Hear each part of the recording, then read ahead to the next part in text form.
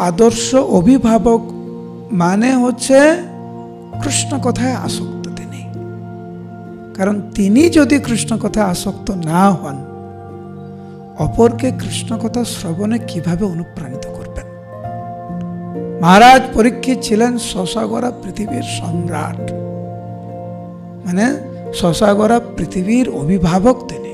সপ্তম স্কন্ধ পর্যন্ত উনি কিন্তু হরিকথা শ্রবণ করে এসেছেন ওনার গুরুদেব সুখদেব গোস্বামীর মুখ থেকে।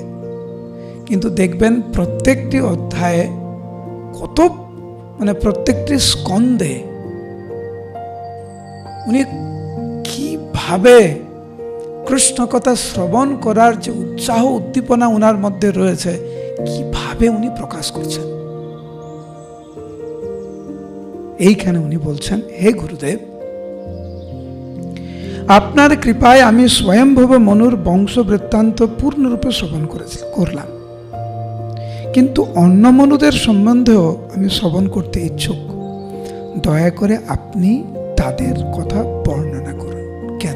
কেন অন্যান্য মনুদের কথা শুনতে চাইছেন? কারণ বিভিন্ন মনুর যে সময়কাল, সেই সময়কালের মধ্যে ভগবানের কোনো না কোনো লীলা কথা, ভগবানের কোনো মহাভাগবতদের কোনো লীলা কথা নিশ্চিত রূপে রয়েছে। দেখবেন শিল প্রভুপাদের যে জীবনী রয়েছে, সেটা হচ্ছে বছর সময় করে করে দেওয়া, 1970, 1971, 72, 73, 74 এইভাবে। কেন? কারণ প্রভুপাদের বিভিন্ন লীলার মধ্যে ভগবানের বিভিন্ন মহিমা খুব সুন্দরভাবে প্রকাশিত হয়েছে, বিভিন্ন ভক্তের মহিমা প্রকাশিত হয়েছে, যা শ্রবণ করার মাধ্যমে আমাদের মানব জীবন সার্থক হতে পারে। এখানে মনুদের সম্পর্কে উনি জানতে চাইছেন, কারণ মনুর যে সময়কাল, সেই সময়কালের মধ্যে ভগবানের অনেক লীলা।